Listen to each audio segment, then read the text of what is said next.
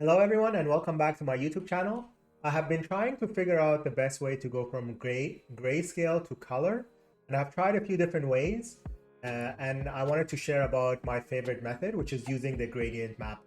My name is Khalid and I am a full-time engineer and learning the fundamentals of art, and I share my experiences, tips and tricks that I learned throughout my journey in this channel. So let's just jump into today's topic. So when I first started painting in Photoshop, I didn't really have any system or process that I would follow. I would just try different techniques, different methods, different orders to see what works. And when I was doing studies, it was a little bit easier to replicate the colors by just trying the different colors until you figure it out. But when I started changing my studies a bit and doing more creative work and trying to change colors and add more light and shadow into it, started to get a little bit challenging with the colors.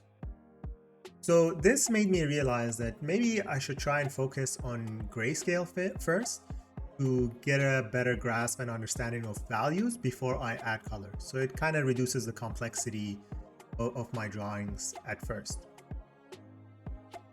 So I have a drawing here that I have made in grayscale, and I have added the lights and shadow onto it. I'm going to show you two ways that I first started doing for adding color, and then I will jump into the gradient map tool. So the first method that I tried was just to create a new layer on top of the grayscale painting and change it into color mode, and then try and add the color onto the painting.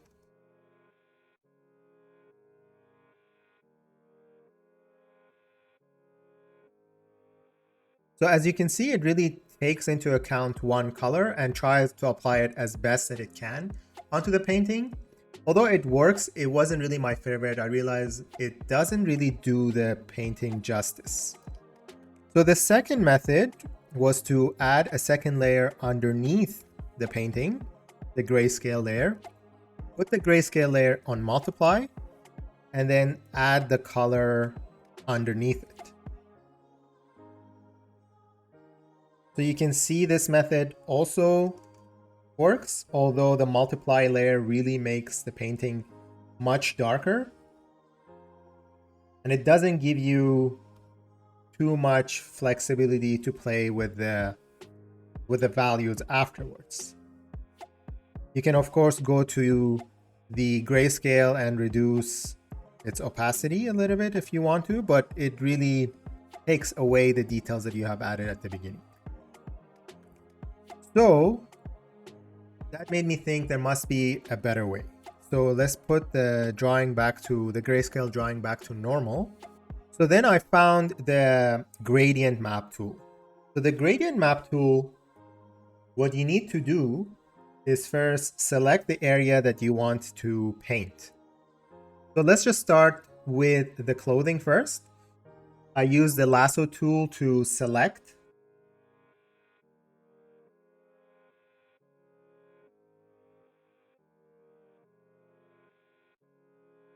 After I do my selection, we go to the bottom and then we select gradient map.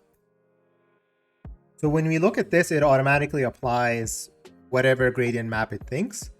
But the good thing is here we can come and adjust. So let's say we want to apply and make this red.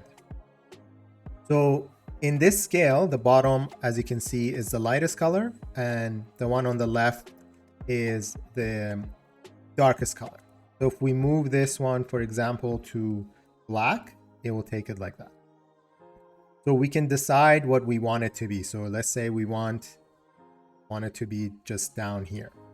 And then we can select a middle one here and then add a different color, a different variation of the color, right? And really gives you control even if you didn't have your values correct to the color that you wanted. For example, let's say you had your values first thinking in mind that the color might be light or dark, but then you realize you want it the other way. It's very easy to adjust that by just having this scale to whatever you want it to be. Let's say we wanted the shadows to be a little bit more on the blue side, for example. You can also add that here. And then you can adjust the scale to get it to exactly where you want it to be.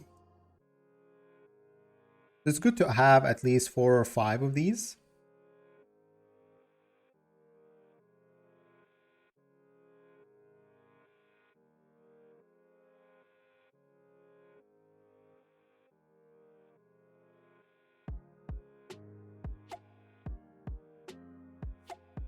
So the good thing about this is that you can also save this. So for example, we can just name this red jacket, click new, it gets saved as a gradient map that you can use later on your other paintings. For example, you do another drawing that has a similar color theme or the same red jacket. So you can just apply it there and then adjust it afterwards with the proper lighting. For example, let's say the shadow shouldn't be a blue shadow. So you can just apply this and then come select this and just change this, for example, to whatever you feel like. Like maybe you want it to be just a darker orange. So the other benefit of this method is that it's non-destructive. And what I mean by that is you can always come select, double click on the gradient map, open this up, and then change it if you want to. So you can select another one that you have. You can go back and forth. Photoshop has a few, but they are not the best from my experience and when I looked at them. They're a good starting point, but then you can use them to adjust to something else. So then once we're done with this, we can select OK. Another thing is that if you're not sure or you wanted to add more to this mask, it's pretty simple. So you select on the area on the right side of the gradient. So the layer has 2 sections. It has the gradient map. So if you double click that, it shows you the gradient map that is applied. And the one on the right, it really shows you the area that it's applied to.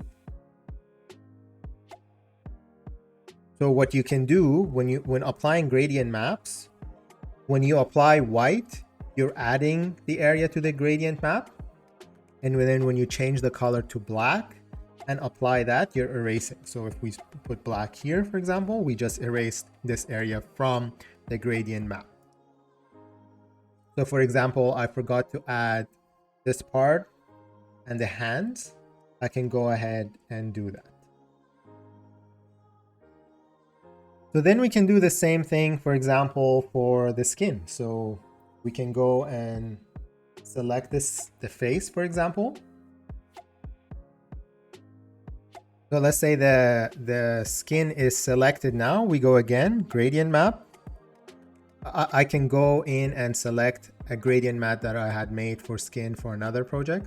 So you can select that and have that as your base. You can obviously go and adjust it if you wanted to. So let's say let's say you thought you want to change this to be a little bit more red or more yellow and so on. So you can go and adjust as you want. Another thing is, for example, we don't want the eyes. So we can select the area and then go in with the black color and remove the eyes from the gradient map. So it goes back to that grayscale. And then we can paint it ourselves afterwards. So in some cases, it doesn't make sense to apply the gradient map because it's a small area or it has a lot of details that maybe it's better to just paint over. So we can do the same again for the mask. So we can select the mask. And let's say we wanted the mask and these horns to be the same. So we can select them together. And then we come and do the gradient map again. So let's say we wanted this one to be green. At the middle one.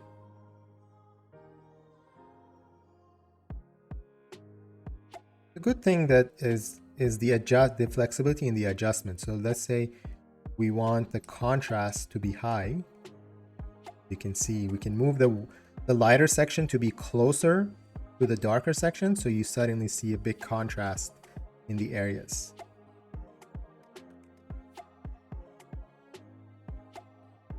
And you can see like in the skin here, we added too much of the hair. Let's say we wanted to remove that. We go select the area for the hair, the gradient map that is applied to the area of the hair. We select the black color, and then we can go in and start painting those areas black, and it will remove it from the gradient map. So this really shows the power of the gradient map tool. You really can play around with the colors and figure out what you want. And the good thing is you can save these gradient maps that you do and use them for the future. So this drawing that I'm showcasing here, I had the chance to work on it, and I really wanted to showcase the red here so that it's clear what the gradient maps can do. But the final drawing that I have actually looks like this. So I really went with the dark blue and the light blue as the highlight.